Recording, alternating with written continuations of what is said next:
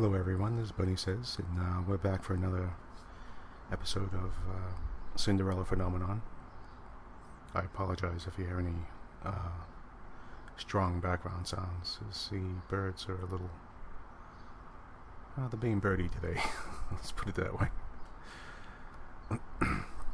And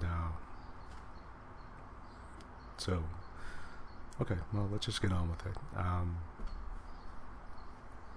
I remember that last thing we did was Lucette was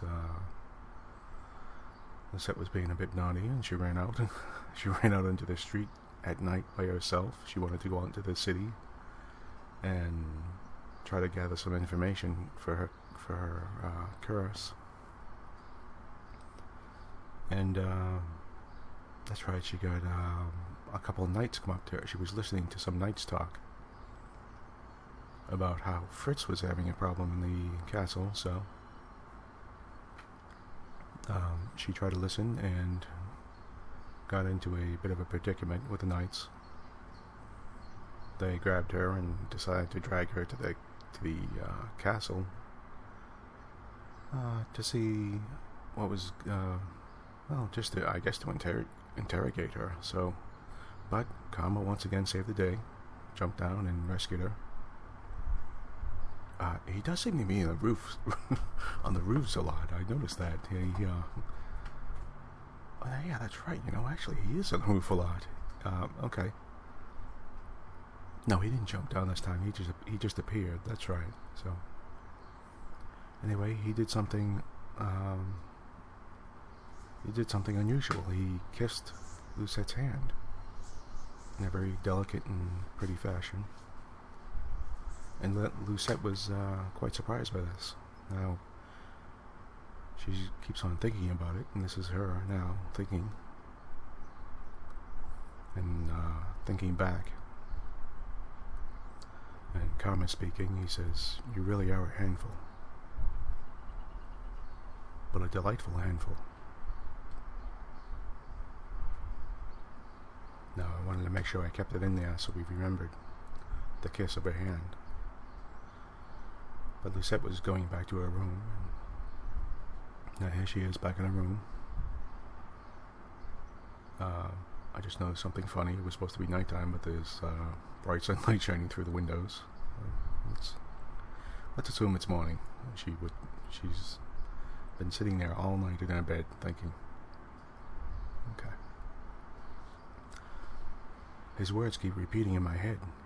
I cannot stop hearing his voice and feeling his lips on my hand. My face feels warm, and every time I think about his words, my heartbeat feels unsteady. I really have to stop thinking about that. Karma is Karma, and he puts on that overly polite act with everyone. But then, I'm pretty sure I have never seen him do something like that with another person.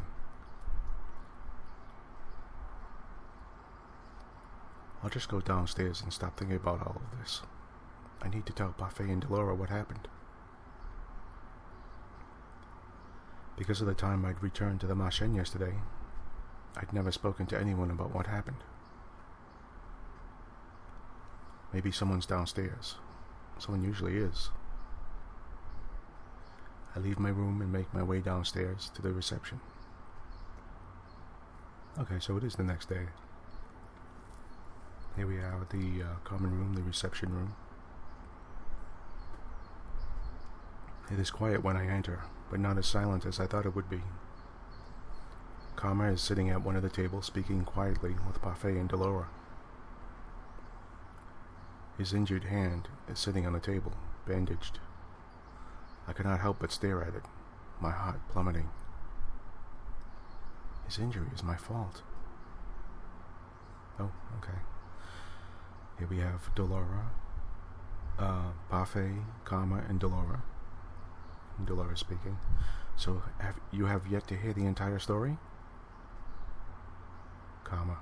No, I'm afraid I'm not quite privy to the information Walt has. Is that correct? Buffet. Walt has been directly involved in this far longer than you have. Now Lucette's asking, "What about Waltz?" "Princess, you're up early." They all turn to look at me as I stand at the table. Karma still looks tired and is not in his dress. He looks somber, but still smiles at me. "Lucette, how nice of you to join us." "When did he start saying my name without my title?" "Well, that's true, we always called her Princess." "Okay." Delora. "Lucette, you've run into a lot of different mishaps this week, haven't you?" "I thought you would be stubbornly avoiding work. Instead, you go out of your way to get yourself into trouble." "This involves me directly. How would I not be curious?" "You've also been irresponsible, sneaking out without any of us knowing." "I have the freedom to do whatever I want to. I even wore a cloak, too." "Oh no, the cloak. I left it at the bar." I feel a nudge at my arm, and Karma is holding out my cloak with a tired smile. "Oh, good thing." "You went back to get this? When?" "Yesterday, when you were still in bed." "You've been running yourself dry these last few days, Karma." "It's nothing." "Thank you." "What's this?" Ms. Delora. "What, of course." "What's this? Our ice princess is thanking someone?" "Why is that something so strange?" "Oh, come now. She's not so icy. Lucette is far more fire than anything. She's filled with unbridled passion and confidence." "Confidence that has gotten me nowhere so far." "Don't look so dour, Lucette. You've become quite the accomplished woman." Karma gestures towards me, and I flush, unsure of what he is talking about. Then I notice Delora's eyes are on me too. "Oh, Parfait, do you see that?" "What are they looking at?" I reach down to grab my necklace and then pause. I cannot stop the gasp that leaves my lips. "Oh, okay. There's the picture of her, the necklace with the slipper. Looks like she got a piece." When did this happen?" "Princess, you didn't realize that there was an extra piece to your necklace?" "Congratulations, Princess Lucette. You're a step closer to breaking your curse." I feel proud. I only ever felt this way around Mother. She did me a great favor yesterday. If not for Lucette, I might have suffocated beneath a pile of very excited women. Wait, helping Karma escape was a good deed? She was selfless. He's not even mentioning the injury he got protecting me. Parfait and Delora are both smiling, but the cheerful mood does not last long. What were you all talking about before I came down?" "About your kidnapping. Well, kidnappings, both of them. Looks like we have a serious problem on our hands." "What do you know about this? What does Waltz know that I don't?" "Princess, it's more about what everyone else knows that you don't." What everyone else knows. I feel anger begin to simmer inside of me. Even though he looks apologetic, he says it so casually. "What are you all hiding from me?" Delora.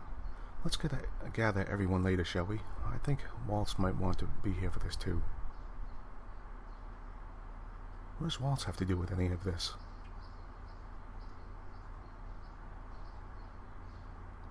Be patient, Princess.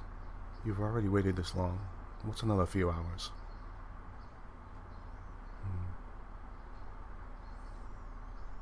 I have no choice but to agree when Parfait and Delora refuse to say any more. But I am not happy about it. I spend the rest of my time doing idle chores around the tavern. I do a round of sweeping with Mr. Broom and mindlessly organize some of the bottles. I cannot believe everyone knows something about me that I don't. But now, I'll find out the entire story.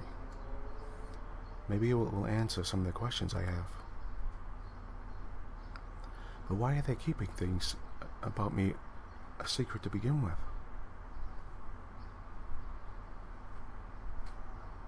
Okay, we're back at the common room again.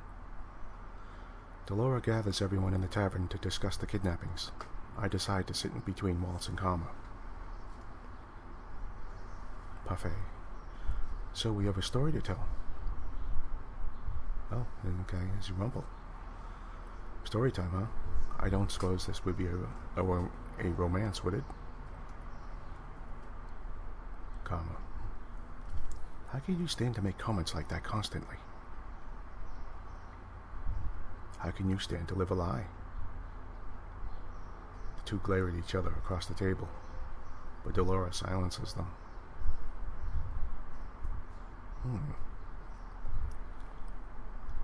Delora starts with a story about the Great War, one that I have already heard so many times I can recite it myself. What does any of this have to do with me? Delora. Because of the fairy tales, witches like myself were punished for simply existing. Our leader, the Tannenbaum bearer, was a kind witch that was overtaken by the grief that our people suffered. She was driven so far into madness that she created the fairy tale curse to punish humans and make them suffer as the witches had. And when that wasn't enough, she committed the ultimate taboo. She killed a human. Oh. Parfait. I tried to stop her, but by the time I thought to act, it was too late. Knowing that Delora and Parfait were involved in the Great War makes it seem more real. But wasn't the Tannenbaum bearer killed? How can the fairy tale curse continue to spread if she is dead? I believe that the Tannenbaum bearer sacrificed the last bit of her life to continue powering the Tannenbaum, all to ensure that the remaining witches could continue spreading the fairy tale curse. Is none of this ringing a bell for you? What are you talking about? Waltz. She really did erase your memories. Erase? The witch who died, the Tannenbaum bearer, was your mother, Princess Lucette. What? For some reason, I turned to look at Karma, who is one of the only people who doesn't look away from me. Karma. I grew up outside of this kingdom, but even I knew of the terrible witch Hilda. You expect me to believe any of this? Well, she wasn't a witch. I would remember that. No. Delora. Well, you would if you had memories of the war, and the years before that. Under Hilda's rule, the palace was a dark place. That's Jerian speaking. And Golan now. The king didn't have any real power until Hilda was defeated. That goes for the rest of us too. We were slaves to Hilda. Delora's eyes flickered to Waltz. It's the truth. Waltz knows because he is also a witch. What? Okay. He experienced Hilda's command over the witches firsthand as well. Okay, that was surprising to me. Waltz is a witch? Sorry for keeping it a secret, Princess. It's not as if I can use much magic anymore anyway, not when I'm cursed. Oh, that's why you could do the magic tricks. Oh. Yeah. Ah, Lucette, this is just another secret of many. It seems everyone is hiding something. Parfait. Everyone was freed after Hilda's reign, witches, fairies, and humans alike. The king was even able to marry Ophelia, the woman he always truly loved. So, there's always been Ophelia that he truly loved? Was that the reason I never felt any love from him? Because I was my mother's daughter? He gave up on me. No, dear, I don't think he gave up on me. My voice is too loud in the reception area. I feel it crack beneath the pressure, and suddenly I want to cry. But Mother told me so many times not to cry. The king gave up on me. But Mother didn't. Mother would tell me this was all a lie. She would tell me not to trust anyone. They must be lying. I turned to Karma. For some reason, I trust him more than I trust Delora or Parfait. Is this the truth? Karma. I was told the story of Hilda and her daughter Lucette. They said you were the picture of elegance, but that you shared your mother's icy nature.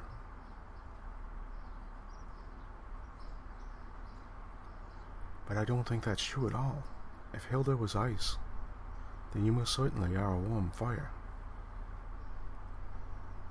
If my mother was a witch, then what does that make me?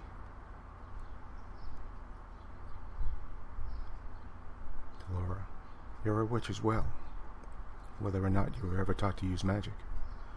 On your upcoming birthday, you would become the Tenebrum bearer.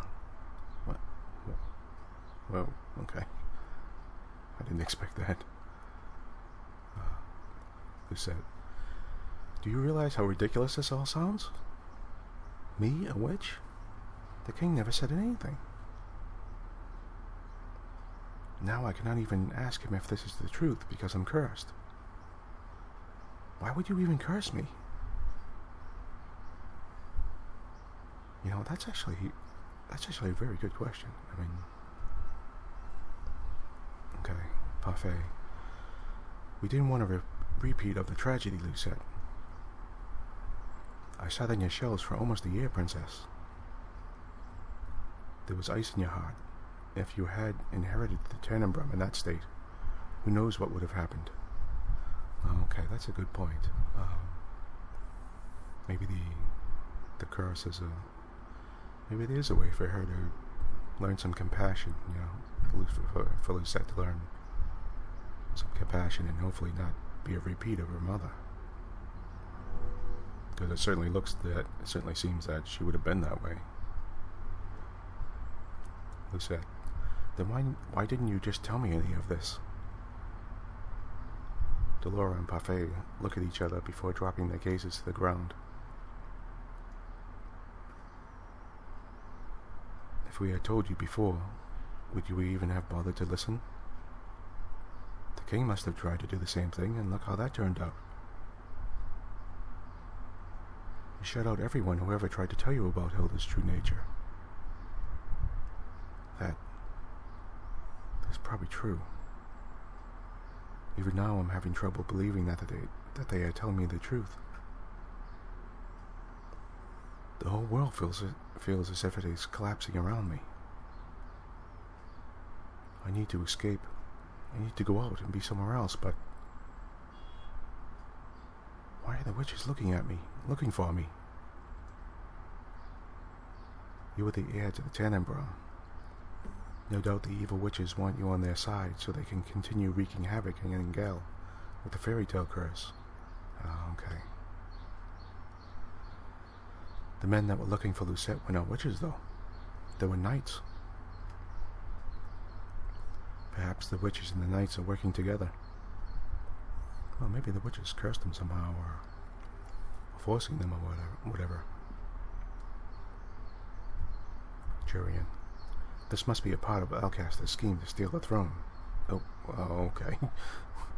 Wow, alright, I didn't expect that. I'm sorry. What are you talking about?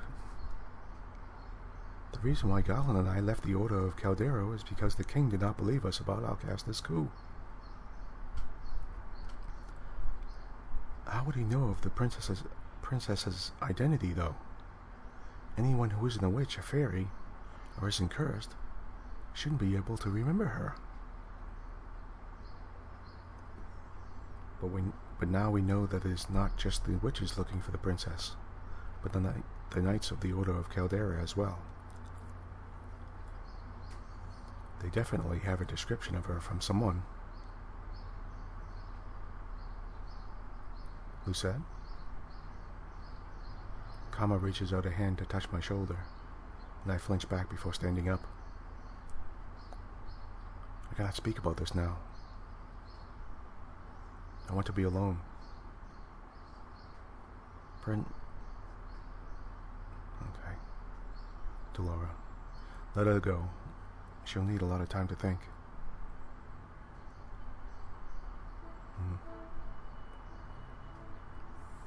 Okay, we're back in Lucette's room.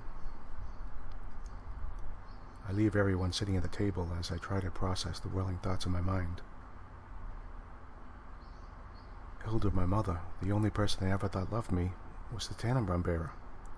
A witch. The first witch to kill a human. The witch that started the fairy tale curse. All this time I thought Mother was the only one who cared, but what if she never did?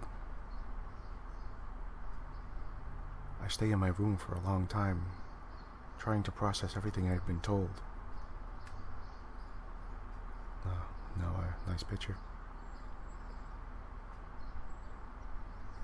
Okay, wait a minute. Before we go on, I just want to say, that's a bit of surprising news.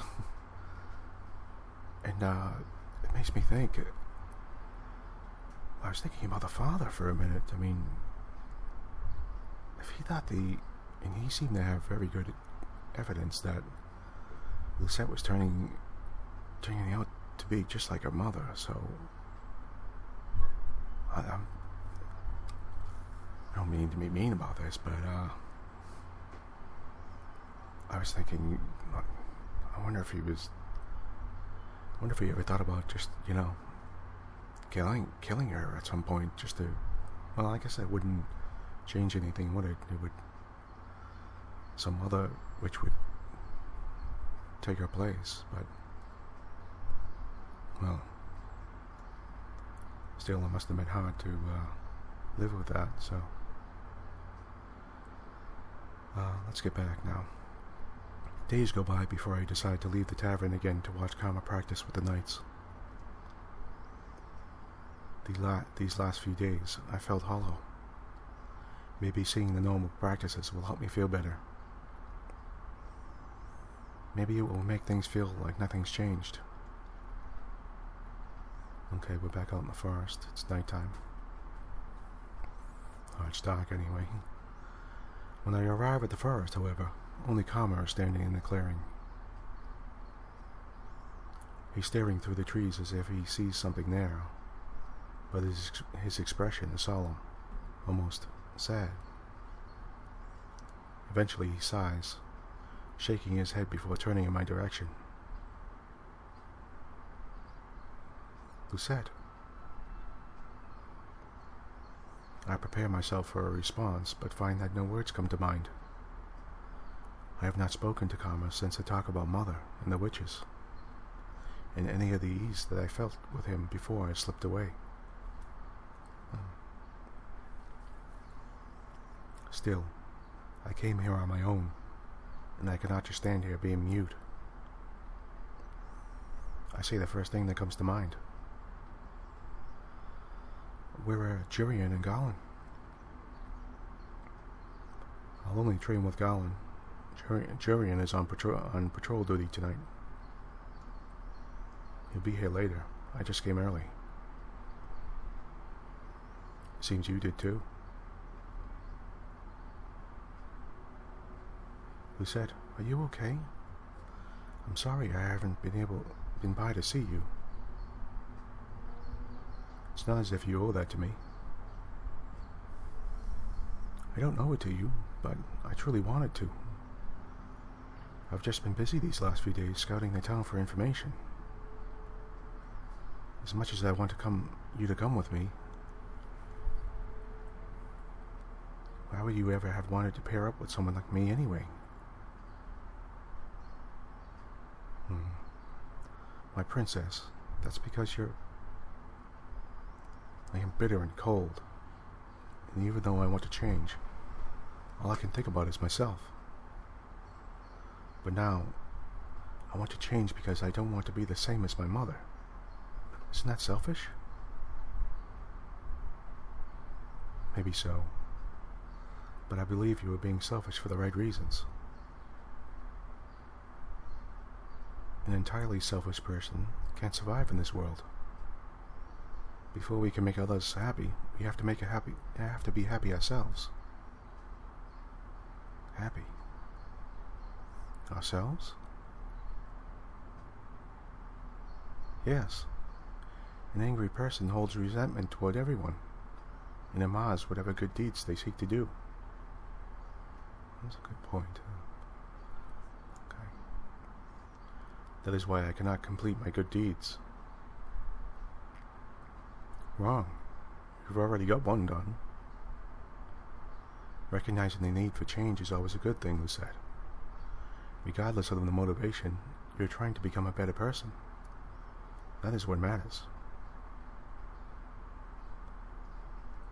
He takes a step toward me, then puts his hand on my shoulders and leans down until I can look right into his eyes.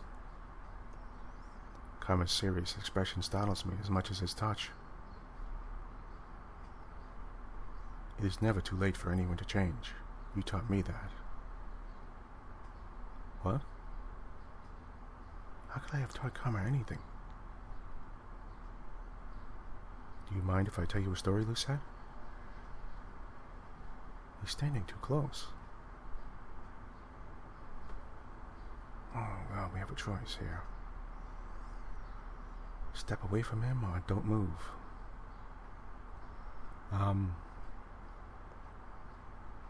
Okay, this file is getting on long. Yes, I'm going to do that to you. Let's stop here for a moment, and I really don't know what to do here. Wow, this is really we're getting on 30 minutes, so let's stop here and let's leave a little cliffhanger and see